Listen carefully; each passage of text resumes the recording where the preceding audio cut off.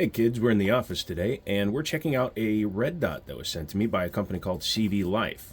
They're pretty cool people. I've had some interactions with them in the past and they asked me if I wanted to check out a couple of their optics. Now originally they wanted to send me a rifle optic. I don't deal with rifle optics. I'm not a long gun guy. You guys know that.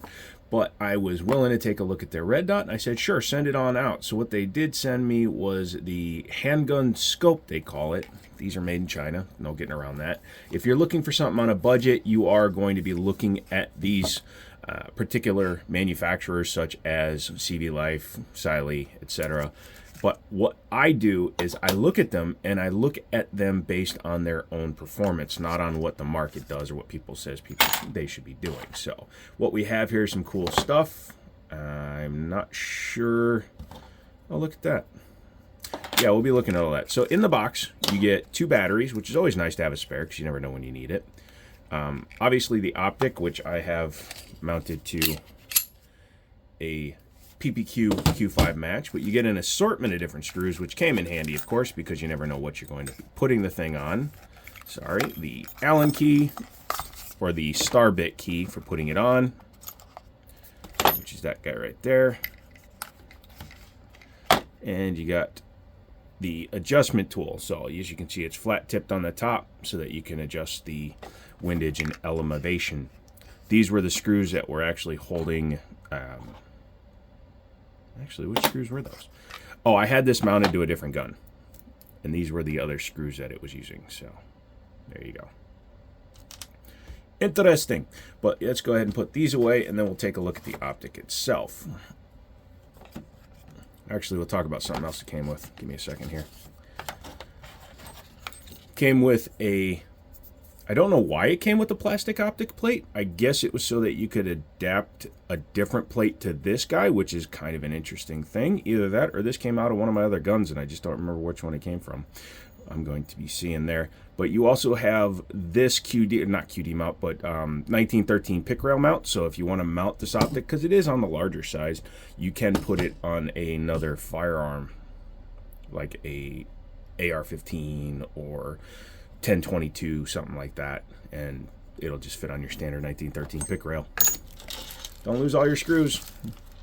I've used these screws in other guns from different manufacturers. I have a big Swamp Fox set that I saved because you never know. You get rid of a gun, you get rid of the optic that had the gun, but you forget to give the box, and there you go. Good construction on the box, feels pretty quality, and it's not a giant, you know, not throwing shade at anybody, but like EOTech puts that huge plastic militarized box for civilians. No point in that. Save the money, give us cardboard. Let's go ahead and take a look at the optic itself. So it is anodized aluminum. They call it military grade, could be, I believe it. It has 2 buttons on it, so you have a plus and a minus, so that's cool. You just 1 button operation to turn it on, I believe. Yep, she's on. I have it set to basically sit on top of the front sight because I haven't sighted this one in particularly. I've meant to take this to the range, but unfortunately I had a cluster headache. But yeah, it's a pretty good looking piece. It's mounted to the PPQ on the PPQ's mount, and it fits perfectly in terms of size. You can see it's the same width as the gun overall. I mean, this tri-top's up top, but the actual sides are the same width. So if you have a flat slided Glock, etc., it should fit absolutely perfect. Has a little bit of a hood on the front to give you a little bit of glare reduction. So when you're shooting at, these always blow out because it can't focus on the dot. Yeah, so it's also not that big of a dot. It's a 3 MOA dot. It's not a 12 MOA dot like it looks in the video there. Has a little bit of a gutter sight on the back. So if you have a gun like this one where you lose your rear sight, or if you have low pro sights, sometimes you can co-witness using that rear sight. I don't know, again, if the rear sight will work with the fiber optic front that this one has, but it does look like it should function fine. And the way I have it sighted in is I put the red dot right on the front sight, so it should theoretically be zeroed in. These cuts on the side, I'm not sure why they did this. I know there's some companies that do that, and I'm not throwing shade at anybody, but you got to remember, when I do these reviews, I'm not paid for these. This has no money involved in this. They literally sent me the red dot, and they're like, here, have fun with it. So the reason I question these is because this is both supposed to strengthen the optic, but it's also to protect the glass inside from crap getting on it. So putting these here, I don't I would have passed on that. I would have just left it a closed side design. Has a top mounted battery, so you do not have to remove the optic to change the battery. That's a positive 100%.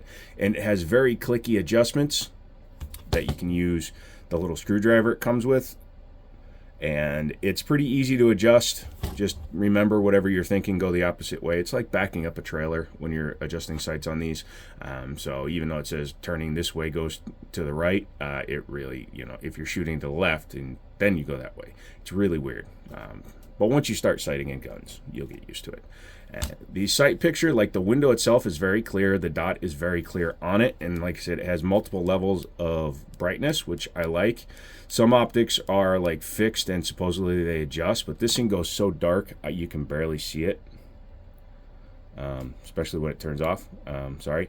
But yeah, so right now it's set at a very low level, so it can be very comfortable if you need it to be. Yeah, it will never focus on that front because of the hood. But yeah, you have multiple levels of brightness, and you just push and hold both sides to turn it off, which is convenient.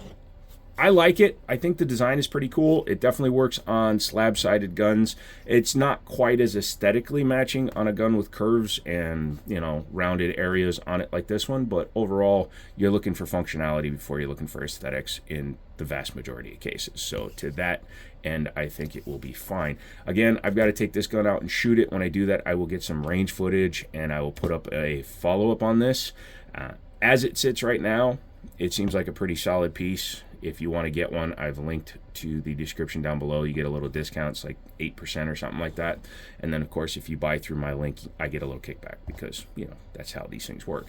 But I don't know. I like it. It's got a nice design to it. It kind of reminds me of the Swamp Fox, but with these, it reminds me of a Vortex. So you got like a Vortex Swamp Fox kind of marriage going on there, which is not a bad thing in any respect. They've been around for nearly 20 years, so I would hope that they know what they're doing by now. And let's take this thing out to the range and see what the hell it does, because cheap optics are great, because when you got a lot of guns, if you have hundreds of guns, putting $500-600 optics on, you know, 80-90 guns, that shiz adds up, man. When you're spending 30 grand to put optics on your guns, and then you're spending another, you know, 25 grand to put lights on all your guns, you sometimes want some options, especially on a gun that you're not using that often. So plus, when you have the availability to have this style of optic that isn't as expensive, and you can throw it on every gun, then you don't have to have a gun that's just sitting there with a naked plate on it. Because again, when I take this off, this gun has no rear sight. Does that affect me? No, because at 3 to 5 to 7 yards, you should be able to point shoot.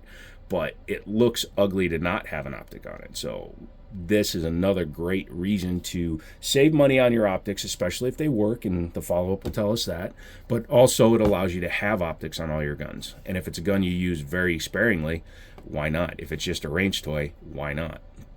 That's my opinion. If you run these optics, let me know. I've heard good things from a lot of people. When I mentioned that they were sending me a red dot, everybody was telling me they're really good. So my hope is, as long as it holds 0 and the battery life is decent, I will then be able to enthusiastically give you a thumbs up. But for right now, I'm very tentatively pleased with it, and I suggest you check out their webpage through the descriptions down below. Come back for another video. Again, I will be taking this to the range. Once I do that, I will give you my full opinion on the optic. Only thing I would point out to the company is get rid of that. Make it in dark gray. That way your name is still slightly visible, but this whole gun is blacked out, and then it's got that on the side. It's a little nitpick. Anyway, that's it. I'm out of here. Come back for the next one, and as always, I'll talk to you later.